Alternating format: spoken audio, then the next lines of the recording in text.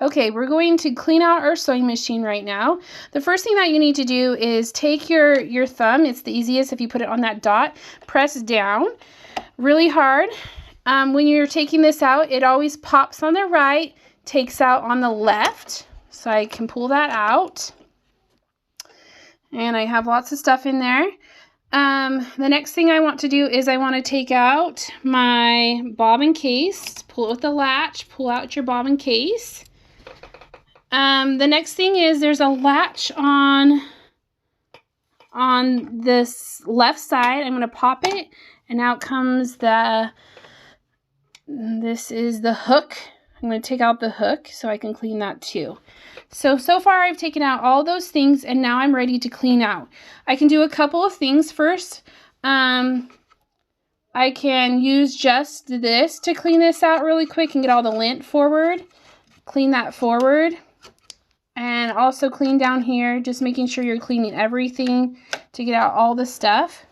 I'm going to do a bad video part right here. Sorry, dropped something on the floor. Or I'm going to use my air compressor, and I'm going to blow this out.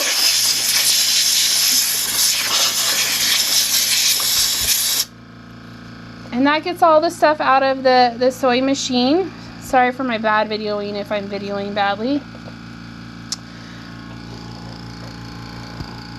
And now my air compressor is going to stay on. Hold on, let me turn it off.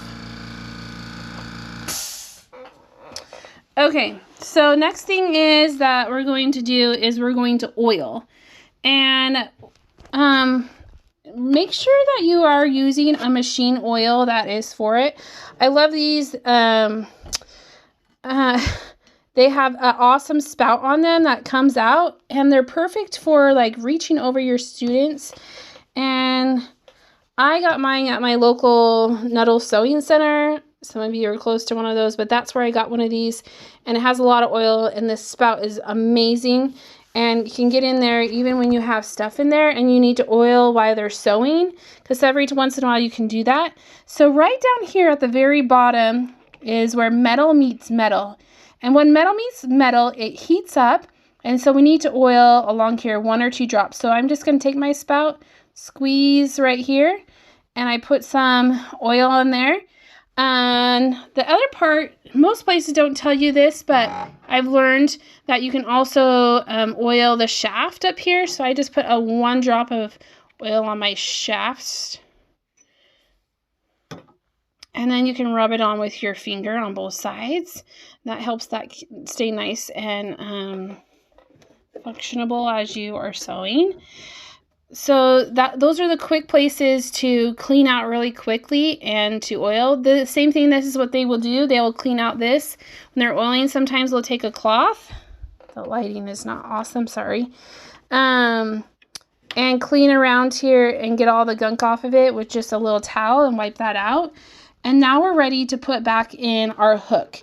Another thing too with this hook right here, sometimes they get burrs on it.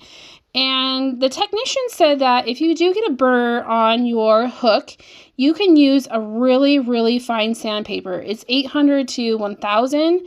The best place to find those is at an auto body shop for cars.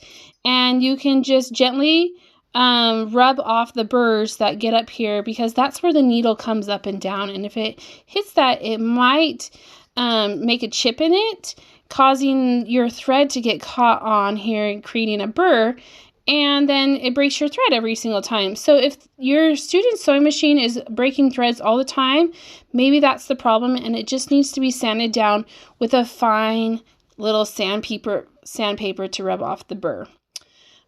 So that could be one of the problems to think about with your students.